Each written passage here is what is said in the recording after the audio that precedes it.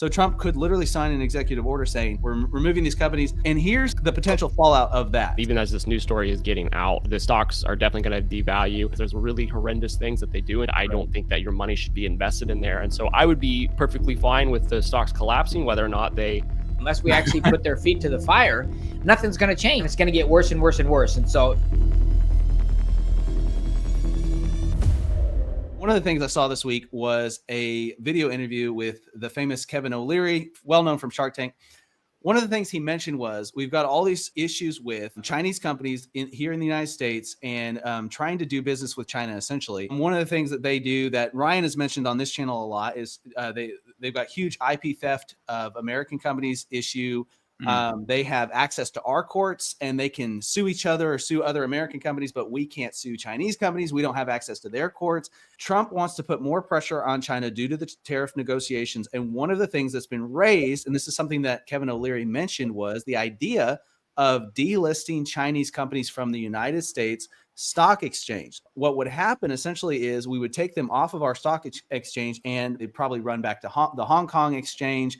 And some of them already did that when there was back in, I think, 2020, when we essentially were threatening to do the same thing. Here are the numbers. So that right now there's a total of 286 Chinese firms listed in the U.S. with a total market capitalization of $1.1 trillion. Hundreds of these Chinese companies right now are not complicit with the United States rules for doing business or with the stock exchange regulations either. We already technically legally have a reason to delist them, and we have the authority as the United States. Trump essentially has the authority to delist them, or the government has the authority to delist them, and it could also be done through an executive order. So Trump could literally sign an executive order saying we're removing these companies, and here's the potential fallout of that. When a company gets delisted from the stock exchange, what happens oftentimes is that the stock is devalued, even though that technically the stockholders still own the stock. It's a lot harder to trade it, and they have to trade it over the counter, which is a different method.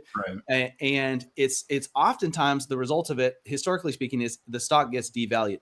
So I'm going to bring a follow-up question in a second, because there's a twist to this. That I'm wondering if there's any merit to it. But what do y'all think? It sounds like a proclamation of war. Like that's a major threat, like not like the normal war, like trade war. Yeah. I think this is something that is just on par with everything that China does. It's kind of like if you don't make consequences for their behavior, then they're going to keep doing what they're doing. It's like empty threats to a child. If they don't stop hitting your brother or else, and then you never do anything, well, they're not going to stop hitting their brother. And it's the same thing. Unless we actually put their feet to the fire, nothing's going to change. And so if we want to, it's going to keep creeping and taking more and crawling and doing more, and it's going to get worse and worse and worse. And so it's time to put their feet to the fire and make them play fair, or they don't play. Yeah, I agree. I think it sounds almost too easy to as a way to hurt China because of what the things that they're doing to us. We talk all day about the egregious behavior that China has on the global stage, but then also the information that they steal from the United States and hacking into our treasury and all those kinds of things. But just the fact that they're not playing by the rules, that they're breaking the rules that are provided by the U.S. stock exchange, we should kick them off, because exactly like Ryan said, if we don't, it only leads to worse and worse behavior. But which is what we've gotten, from China. One thing I wanted to mention, though, is it's interesting to think about the meshing of the U.S. and China economy. And this is a huge deal, because China is a huge economy, and U.S. companies and investors have tried to take advantage of this. And this is a lot of reason why people wanted to do business with China, is they want to take advantage of those Chinese markets. They want to sell their stuff overseas, or want to be able to buy cheap goods and have stuff manufactured in China where manufacturing costs are cheaper. It was like $1 trillion in the stock market, essentially. Like, if it gets devalued, you have U.S. investors who have invested in these companies. This could be messy, and obviously it could have a little bit of a blowback against Trump or whoever ends up, putting this through. And obviously Trump would have to sign off on it. And so it's just kind of a question of, is it worth it?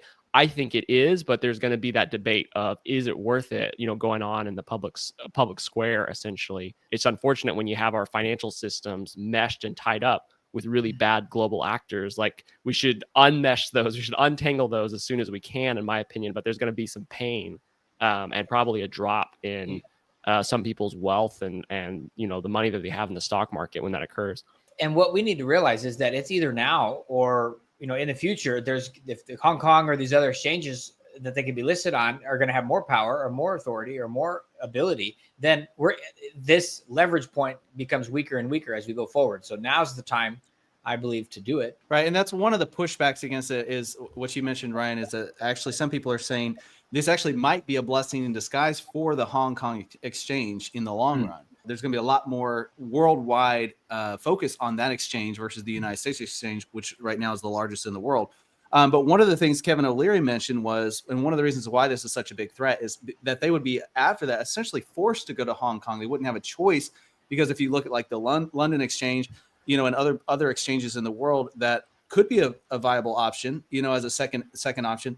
Essentially, when you get delisted in the United States, nobody else wants to take you. They say, oh, if you didn't meet the regulations there, if you weren't compliant there, we're not even gonna play around with you. So it really is a serious threat from that stance. They interviewed U.S. Secretary Scott Bessent, Fox Business did, and one of the things he said, I think everything's on the table, talking about this potential move, and he said that President Trump would be the one to have to make the decision, implying an executive order there, which is one of the ways that this could happen. Here's my question, and here's the twist. And I think Reese already mentioned it, was the idea of, could this actually hurt us? Could this actually be a negative thing for the United States economy? Because when you think about this from the perspective of, maybe this is a bad illustration, but think about it from the perspective of like a herd of cattle, And if you've got we're all betting on which cow's going to live the longest, and then we start talking about which ones are probably going to go to the slaughterhouse this week. Everyone's going to take their money off of those cows, because they're like, well, if those are likely to go get slaughtered, then they're, like, I'm not going to keep my money on those. I'm obviously going to move it around. So I really feel like what could happen is these Chinese companies could lose, the stocks could get devalued just by the mere discussion that's taking place right now. If people start talking about it enough, this video itself could hurt, the value of Chinese stocks. You've seen what Elon Musk does with all the crypto. Like, he just said Doge one time, and it just went. Well, and this is what I don't know. I don't think, unless there's actually hard consequences, I don't really see China changing course. I don't see them actually coming into compliance without serious force on that. For sure. I'm definitely expecting a devaluation of the stock. Even as this news story is getting out, the stocks are definitely going to devalue.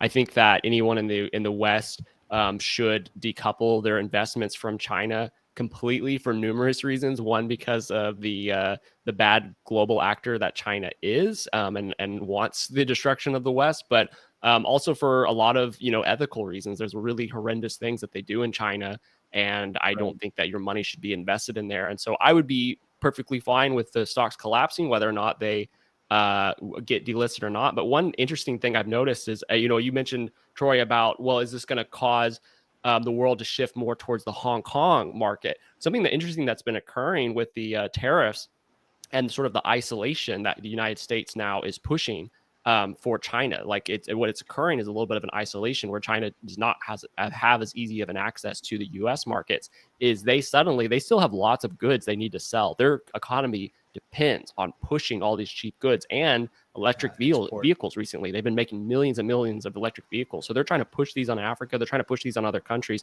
Well, I saw recently that other countries are taking advantage of this, like India. And there were some other countries as well that were essentially being like, hey, China, we'll buy your stuff, but you have to give us really good credit. Like, we want to buy it today, but we're not going to pay you for like another 3 or 4 months. And it's actually and also they get to negotiate and bring the prices down even lower. And so some people had the idea of like, well, is China gonna, if China decouples from the United States, is it gonna make like this east versus the West thing, where China ends up having like more power? But it actually kind of seems like a lot of other countries don't really like China. And so they're actually playing like hardball and using this in their advantage, and being like, oh, okay, great, China's weak now because they don't have access to the US markets. And now they can pressure China to do what they, if they're going to buy their stuff, then they also have to work with them to do things their way. And so I think that's kind of interesting. I think it sort of speaks to, this is actually a good reason why we should be isolating China. And it's not just going to end up turning into like everybody versus the United States, because we see the better actors usually siding with the United States. And even like third world countries, they don't want to side with China. They just want to get better deals. And they're using this as leverage to say, all right, we're going to get cheaper products, and we're going to not have to pay China for our goods for like 6 months, that sort of thing.